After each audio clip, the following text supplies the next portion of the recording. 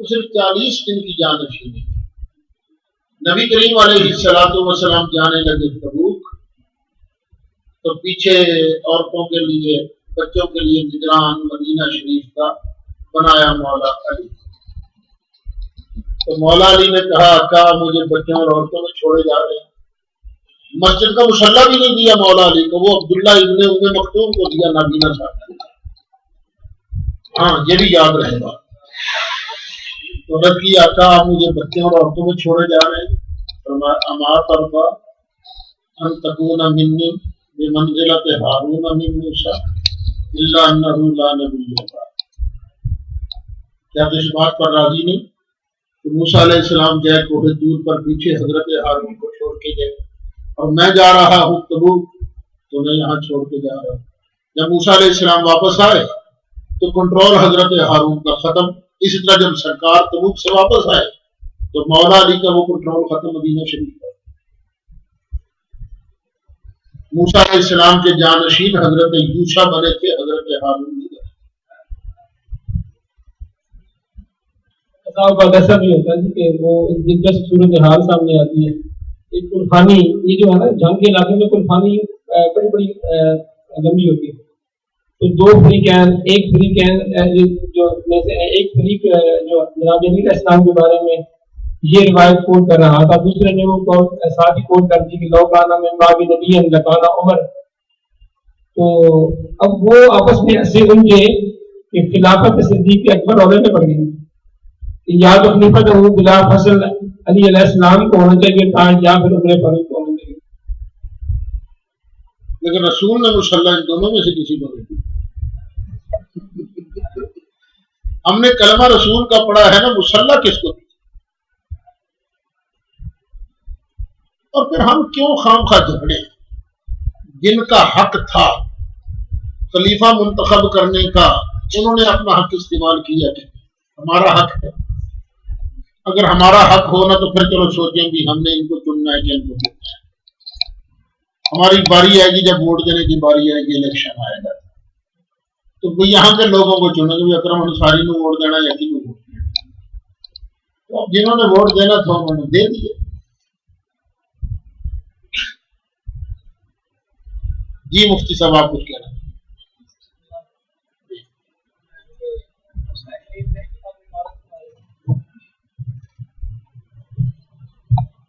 مسلم شریف میں غالباً کتاب العمارت میں یہ دستور ہے کہ نبی علیہ السلام فرمایا کہ امام سے جب تک کفر بوا ظاہر نہ ہو تو تب تک اس کے خلاف خروج جائز نہیں. تو ادھر شرع قائد میں بھی یہ مسئلہ مذکور ہے کہ جب امام منصب پہ آ جاتا ہے وہ فاصلے کی کیوں نہ ہو، وہ امام ہوتا ہے.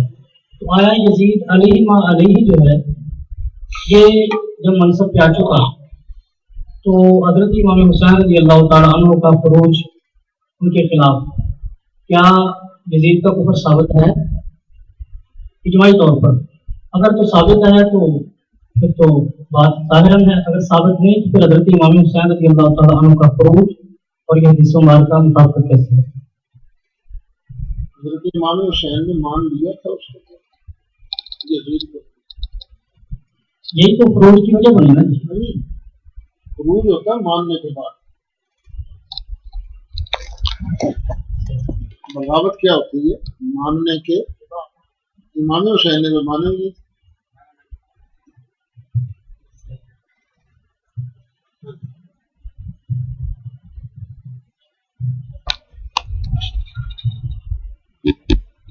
وہ خلافت کے بارے میں ایک آخری سوال وہ یہ ہے کہ اطیعوا اللہ و اطیعوا الرسول و اولی الامر منکم. شیعہ حضرات نے مجھے یاد نہیں کہ وہ کس تفسیر کا حوالہ انہوں نے دیا تھا، ابن کثیر کا یا کسی اور کا. یہاں اولی الامر منکم سے مراد حضرت علی علیہ السلام اور آپ کی اولاد پاک میں جو 12 معصومین ہیں ان کے اسماء گرامی آتے ہیں. تو اگر یہ اولی الامر منکم مراد یہ پاک ہستیاں ہیں تو پھر خلافت کا جھگڑا کیوں ہے؟ اچھا شیعہ حضرات سے پوچھیں کیا ان کے ساتھ جھگڑا ہو سکتا ہے؟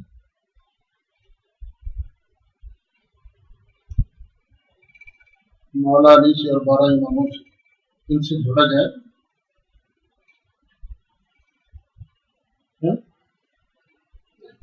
نکالو قرآن شریف لے جائے. سورہ نساء میں ہے نا کہ مائدہ میں؟ یا ایھا الذین آمنوا اطیعوا اللہ واطیعوا الرسول واولی الامر منکم.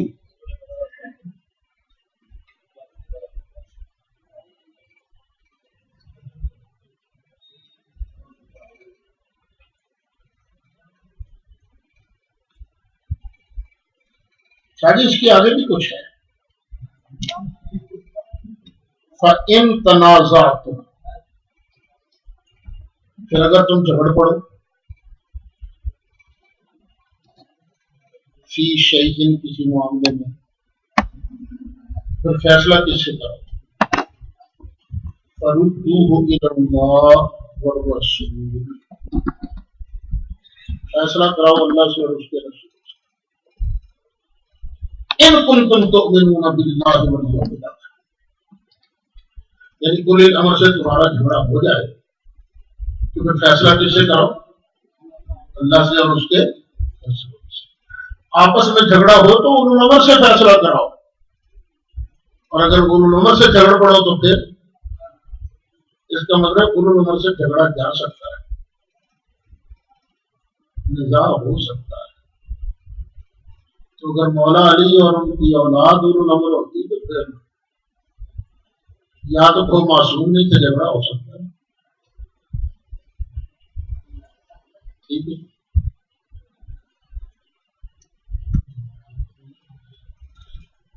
اور ارشاد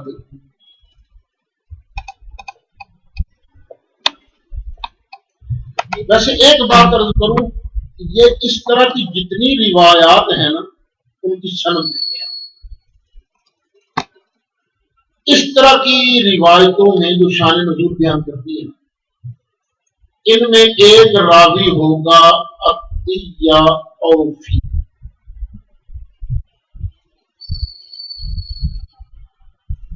عطیہ عطیہ نہیں ہوتا، عطیہ العوفی. یہ ایک بہت بڑا کذاب تھا جس کا نام ہے کلبی. یہ روایت کرتا ہے کلبی سے، اور دھوکہ کیا دیتا ہے؟ کلبی کی اس نے کنیت بنائی ہے ابو سعید، اور دھوکہ یہ دیتا ہے ابو سعید خدری. ہاں جی، اس طرح کا فراڈ فرماتے ہیں جی. تو عطیہ اوفی پرلے درجے کا کذاب خبیث رافضی تھا، اور یہ کلبی بھی کذاب رافضی تھا، شیعہ کا. لیکن کنیت اس نے خود نہیں رکھی، کلبی نے. یہ عطیہ اوفی نے اس کی کنیت بیان کی ابو سعید. یہ دونوں مختار سختی کے بعد میں ہے نا جی، شیعہ اس کے سے شروع ہوئے. اچھا، تو بس اس طرح کی سمجھیں ہوتی ہیں. جی جارود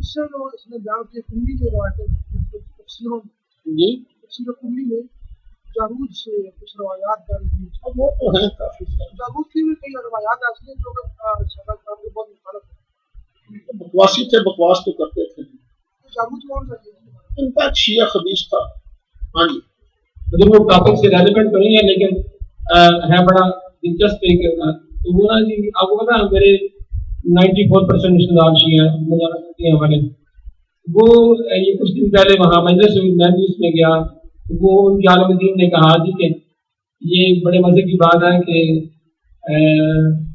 4 امام ان کے ہیں، امام اعظم ابو حنیفہ، امام شافعی، امام مالک اور احمد بن حنبل. تو 12 امام ہمارے ہیں. اگر کوئی اور مسئلہ نہ ہو، نماز کا ہی لے لیں تو ان کے 4 میں سے جو 3 ہیں وہ ہاتھ باندھنے کے قائل ہیں، وہ پتہ نہیں کہاں ہاتھ باندھتے ہیں، اوپر نیچے. اور جو ان میں سے ایک امام ہے وہ ہاتھ کھول کے نماز ادا کرتے ہیں، جس میں سودان کے لوگ اور مدینہ کے خود لوگ ان کے متعلق ہیں. تو 12 امام ہمارے ملا لیں، ایک امام ان میں سے لے لیں، 13 ہوں گے، تو 3 امام نماز ہاتھ باندھ کے پڑھنے کو زور دیتے ہیں اور 13 امام ہاتھ کھول کے. تو اب جو تو ہاتھ باندھ کے نماز پڑھے وہ ان تینوں میں ہے، اور جو ہاتھ کھول کے نماز پڑھے وہ ان 13 میں ہے، اور جو نماز نہیں پڑھتا وہ نہ تینوں میں ہے نہ 13 میں ہے. لیکن یہ 12 والا کا کل ہے نا، 12 میں سے پہلے کون ہے؟ مولا علی. تو مولا علی سے پوچھو نا، وہ فرماتے ہیں من السنت وضع الکف علی الکف تحت السرۃ. سنت کیا ہے؟ ہتھیلی پر ہتھیلی رکھنا ناف کے نیچے. نہیں ابو داؤد حضرت علی فرماتے پہلے امام. اور آپ کو یہ پتہ ہونا چاہیے کہ یہ ہمیں ایک تانا دیتے ہیں وہابی، یہ کوفی ہیں، کوفے کی نماز ہے ان کی، لیکن کوفے میں نماز رائج کس نے کی تھی؟ حضرت علی سے بھی پہلے تھی. مولا علی نے موڑ لگائی اس پر. مولا علی نے اپنا دارالخلافت جو ہے وہ کوفے میں بنایا تھا. ایک مولوی وہابی کہتے ہیں ہمارا ایک مولوی فلاں جگہ چلا گیا، سارے پنڈ کی نماز اس نے چینج کر دی. تو اگر کوئی نماز میں گڑبڑ ہوتی تو مولا علی کوفے کی نماز تو ٹھیک کر دیتے نا. تو کی ٹھیک غلطی کیا تھی اس کے اندر؟ جو تھی ٹھیک کر دی. اب ہم جو نماز پڑھتے ہیں یہ مولا علی والی نماز ہے. اس طرح کی کل ان طرح کی پیٹرن حوالہ جناب نبی علیہ السلام کے حوالے سے ہاں بالکل ہے. مولا علی آئے کہاں تھے؟ کوفے میں آئے تھے. یعنی اپنے دور خلافت کا بیشتر حصہ انہوں نے کوفے کے اندر بسر کیا ہے. اور ویسے بھی کوفہ سن 17 ہجری میں بسا تھا، اور بسایا کس نے تھا؟ حضرت عمر نے. جی سن 17 ہجری میں کوفہ شہر بسا اور بسایا تھا حضرت عمر نے. اور کوفے والوں کی دینی تعلیم کے لیے بھیجا تھا حضرت عبداللہ بن مسعود کو. فرمایا حضرت عمر نے کوفے والوں مجھے عبداللہ بن مسعود کی یہاں زیادہ ضرورت تھی مدینہ شریف میں، لیکن تمہاری بھلائی کے لیے میں عبداللہ بن مسعود کو بھیج رہا. اور جب مولا علی تشریف لائے کوفے میں، اس وقت تک حضرت عبداللہ بن مسعود کا انتقال ہو چکا تھا، لیکن پھر بھی ان کے سینکڑوں شاگرد جو ہیں ان کی قلم دعاتے مسجد کے اندر حدیثیں لکھ رہے تھے، پڑھ رہے تھے. تو حضرت علی نے دیکھ کے کہا جس طرح عبداللہ نے ہماری اس مسجد کو حدیثوں کے نور سے منور کیا، اللہ اس کی قبر کو بنا. تو عبداللہ بن مسعود اور مولا علی کا علم ہے کوفے کے اندر. ایک جلیل القدر تابعی ہیں حضرت مسروق، سیاستہ کے مرکزی راوی ہیں، تابعی ہیں. وہ فرماتے ہیں میں نے نبی پاک کے سب صحابہ کو غور سے دیکھا ہے، تو سب صحابہ کا علم سمٹ سمٹا کر 6 صحابہ میں ہے. حضرت ابو بکر صدیق، حضرت عمر فاروق، حضرت علی مرتضی، حضرت عبداللہ بن مسعود، حضرت معاذ بن جبل اور حضرت ابو موسیٰ اشعری. ان 6 کے اندر نبی کریم علیہ السلام کا علم آیا. پھر جب میں نے غور سے دیکھا تو 6 کا علم سمٹ سمٹا کر علی مرتضی میں اور عبداللہ بن مسعود میں. تو ہماری جو فقہ حنفی ہے اس کی بنیاد میں علی مرتضی بھی ہیں، عبداللہ بن مسعود. ہاں جی اور بھائی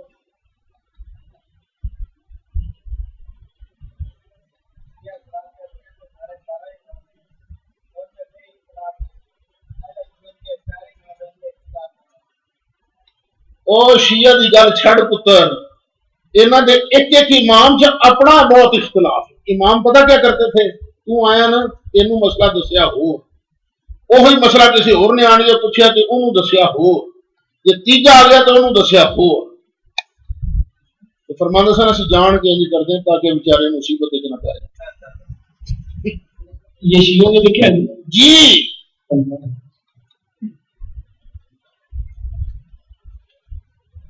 ایک بڑی شاندار مضمون تیار ہو سکتا ہے، شیعہ کے ائمہ معصومین کا کردار. یہ تصور کیا جا سکتا ہے کہ امام معصوم گیا لیٹرین کے اندر گیا تو دیکھا پخانے کے اندر ایک لقمہ روٹی کا پڑا ہوا تھا. امام نے لقمہ اٹھایا, باہر آن کے اپنے غلام کو دیا, اس کو سنبھال کے رکھ, میں ذرا فارغ ہو کے آؤں تو پھر اس کو تناول کروں گا. امام اس کو دے کے اندر گیا تو غلام سارا ہی چاڑ گیا. باہر آن کے فرمایا پروٹھا کتنے بھی مجھے ضرورت نہ بڑا دال آیا تو یار میں چڑھ گیا. اس طرح کی باتیں اماموں کے بارے میں, حالانکہ وہ نیک صاف لوگ تھے, اس طرح کی باتیں کہاں کرتے تھے؟ نہ دوگلی پالیسی تھی نہ کچھ اور. یہ ظالموں نے ایک طرف معصوم کہتے ہیں اور ایک طرف اس قسم کی بہتان درش. سگے بھائیوں کا اختلاف, جی امام باقر کا اختلاف کس کے ساتھ رہا؟ ان کے سگے بھائی تھے نہیں, وہ تو نیچے تھے نا. زید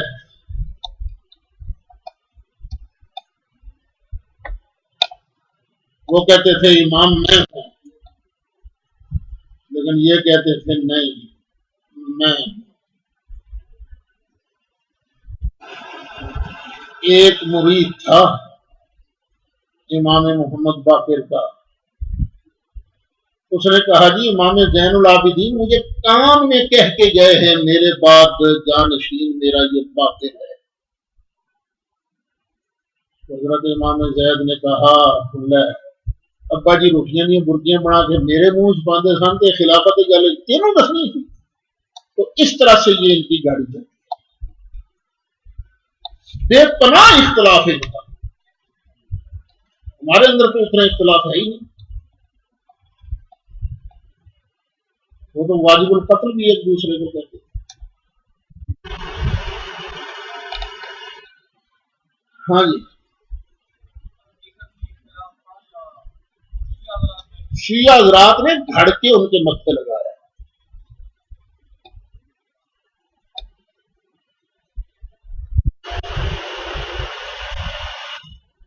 اگر آپ پڑھو تو آپ کو یہ خاندان رسول ہے, اوروں کو پیار کا سبق دینے والے خود آپس میں اتنا لڑتے ہیں. ہم تو سب کا احترام کرتے ہیں نا, وہ صرف 12 کا, اور ہم کیا کہتے ہیں تیری نسل پاک میں ہے, ہم تو اس کے قائل ہیں.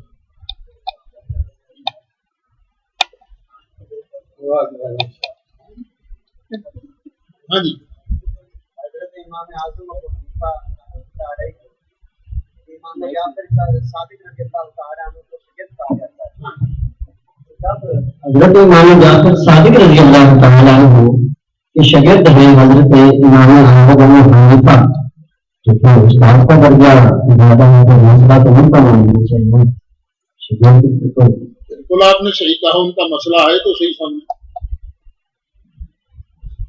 یہی تو جھگڑا ہے نا. ان کا مسئلہ ہوتا تو کون انکار کرتا, اور امام صاحب بھی تو انہیں کو مسئلے بیان کرتے ہیں نا. لیکن شیعہ ان کی طرف گھڑ کے منسوخ کرتے ہیں. یہ پروٹھے والی گل منی جا سکتی ہے. ہاں جی,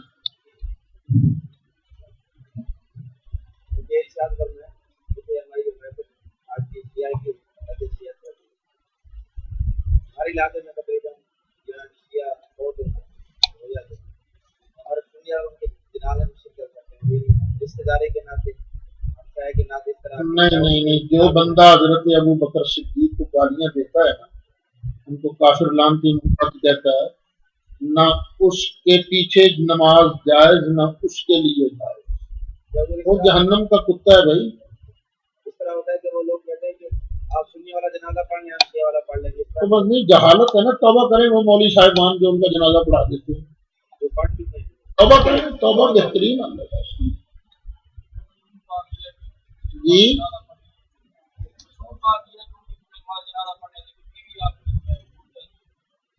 اصل بات یہ ہے کہ جب آپ جنازہ پڑھتے ہو تو پہلے اس کو مسلمان مانتے ہو نا. جو ابو بکر صدیق کو کافر کہے, آپ اس کو جب مسلمان کہیں گے تو آپ کہاں کھڑے ہو؟ آپ مسلمان رہ جائیں گے. آپ کا ایمان ختم ہو گیا. جب ایمان ختم ہو گیا تو نکاح بھی ختم ہو گیا. اس وجہ سے کہتے ہیں یہ